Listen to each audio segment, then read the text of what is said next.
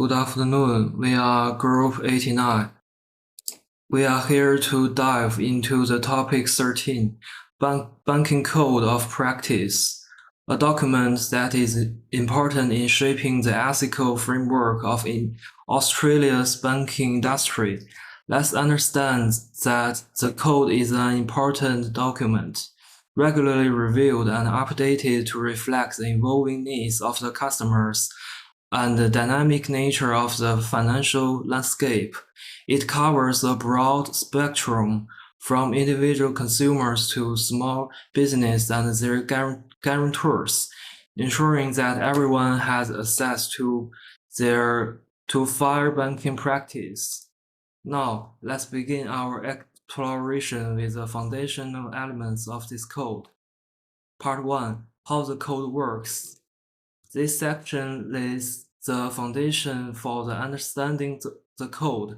It clarifies who the code applies to, which includes individual customers, small business, and guarantors.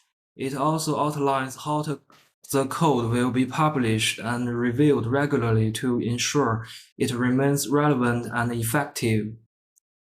Chapter 1 focuses on the scope of the code.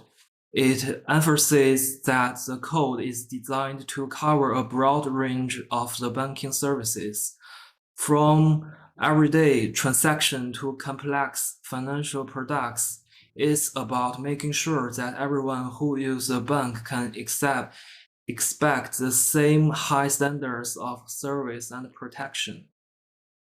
Chapter 2 talks about the code's publication and review process.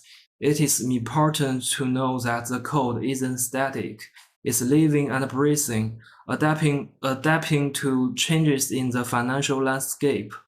Banks are committed to promoting the code and making it accessible to everyone, whether in print or digitally. Moving on to Part 2, your banking relationship. This section is all about how banks interact with their customers. Chapter 3 is about how the bank's commitment to the code. It is a promise that when a bank says it will do something, it will do it. It's about following through on commitments and ensuring that customers have a clear understanding of their rights and the bank's responsibility. Chapter 4 highlights the importance of staff training. A well-trained team is key to delivering excellent service. Banks are investing in their people to make sure that they understand the code and can help customers navigate the financial world confidently. Chapter 5 deals with the confidentiality. In today's digital age, protecting customer information empowerment. Banks are required to safeguard this data and maintain their trust customers place in them. Chapter 6 is about legal compliance. The code doesn't just set a high bar for the ethical behavior, it also ensures that banks are following the law. This approach reinforces the idea that banks are there to serve their customers responsibly and within the bounds of the legal system. Chapter 7 addresses the process of closing a branch. It's not just about business, it's about serving communities, especially those in remote areas. When a branch closure is necessary, banks commit to doing it in a way that minimizes disruption to their customers. Shen will introduce the next part. Thanks, Sun. Part 3 will introduce the information about opening an account. Before this step, ABA requires banks to provide clear information to enable customers to understand and select appropriate products and timely communication under the premise of the code. In addition, ABA supports the client's right to seek advice and recommend professional services if requested. If the customer decides to sign up with banks, the code requires bank must include information about terms, fees, or interest rate in the contract and provide specific information for different services. At the same time, bank charge fees only if the customer is informed and agrees. In part 4, ABA is committed to providing inclusive banking services to all. The banking code mentioned banks to focus on staff training to ensure that staff can respond appropriately to a diverse clientele, as well as regular cultural training for staff working in remote indigenous areas. The bank also to be careful to respect the customer's privacy. In addition, staff should have the knowledge to identify customers who may qualify for basic, low-fee, and free account in a timely manner and waive service fees for low-income customers. Next is Wang. Thanks, Shen. Let's dive into part 5 of the Banking Code of Practice, which ensures the principle of responsible lending. It starts with prudent lending, where we can evaluate a borrower's financial situation to ensure their ability to repay. This leads to core borrower awareness, where we safeguard all parties from financial abuse by ensuring they fully grasp the implications of core sanctioning. Next, loan suitability assessments are crucial, particularly for loans covered by the National Consumer Credit Protect Act, guiding customers to the most fitting financial products. Credit card limits are then secured over a 3-year horizon, taking into account existing debate to prevent over-indebtedness. Transparency in CCI is paramount, with banks clearly outlining policy specifics and costs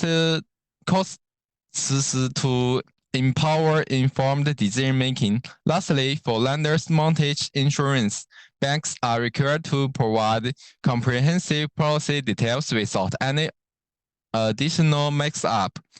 Those measures collectively weave a fabric of trust, ensuring fairness and fostering the property of our customers and the economic at large. Then we turn our attention to part 6 of the Banking Code of Practice, which is dedicated to enhancing the lending experience for small businesses. This section underscores the importance of a clearly and transparent application process, where banks are tasked with providing comprehensive guidance on the necessary information and expected timelines for loan decisions. Upon approval, banks are mandated to present the key terms and conditions of the loan in a clear and understandable manner, empowering businesses to make informed choices.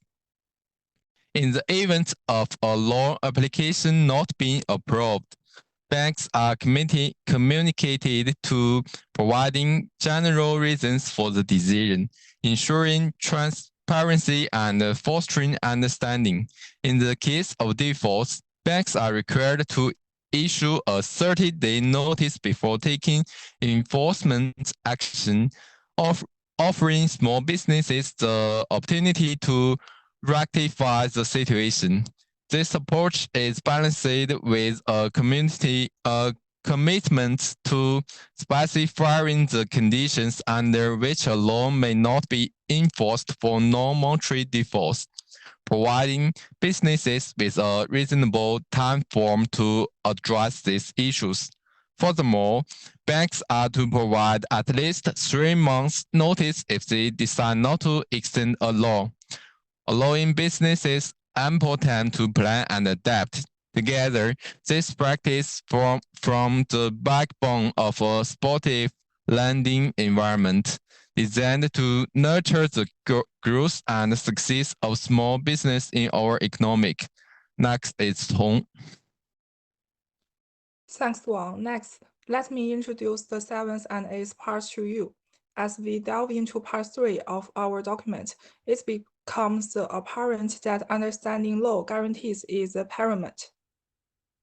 So, what exactly is a loan guarantee? It entails providing assurance for a loan extended to another individual or a small business. However, with this assurance comes a set of rights and responsibilities. Firstly, you have the right to seek independent, legal, and financial advice. Additionally, you hold the power to refuse signing the guarantee if deemed necessary. There are financial risks involved, hence you are right to request detailed information about the loan or transaction. Terms and conditions play a crucial role in this process. Is to grasp the agreement, including imitation of reliability and any prominent notice included. However, it's essential to note certain exclusions, such as special types of guarantor not covered under this part.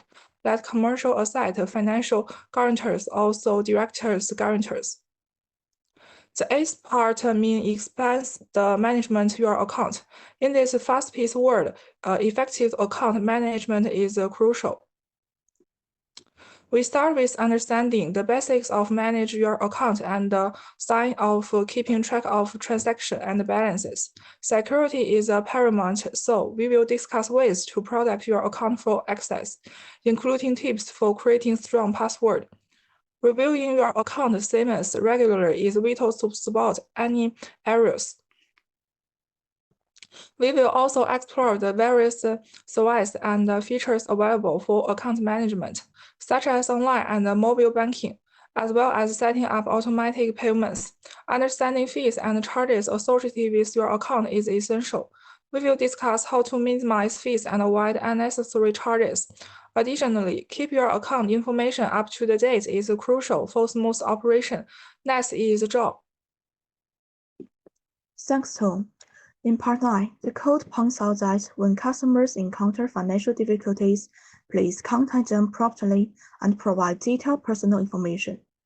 Customers have the right to ask a representative of a financial institution to comply with the National Credit Code if they are not satisfied. Meanwhile, ABA will do its best to assist customers by providing information about the process of dealing with financial difficulties. When customers are in default, ABA notified not only the customers, but also the credit reporting agencies. For farmers who default during natural disasters, ABA will not charge default interest. ABA adheres strictly to the ACCC and ASIC debt collection guidelines. In addition, if ABA sells customer debt to another party, it will notify the customer of relevant information about the party. Customers will be notified promptly when their accounts are consolidated or consoled.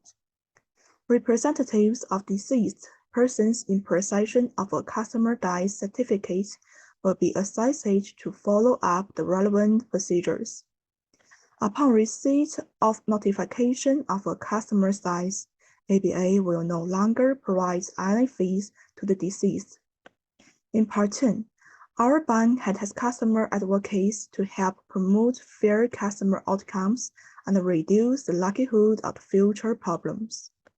Customers can resolve complaints and contact ABA using internal and external dispute procedures that comply with ASIC guidelines.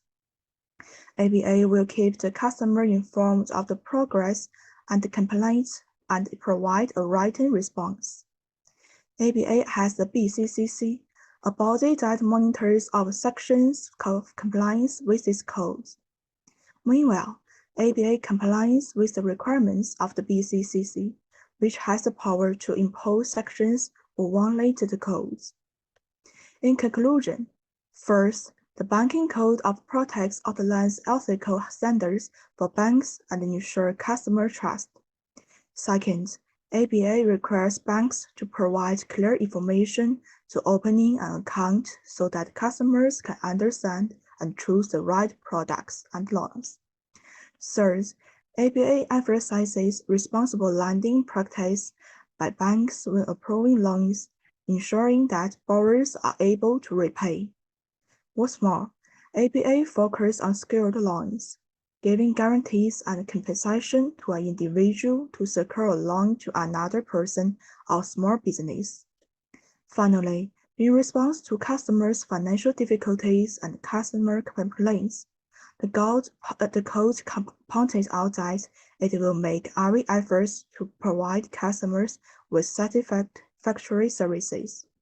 So that's the end of our speaking. Thank you for your listening.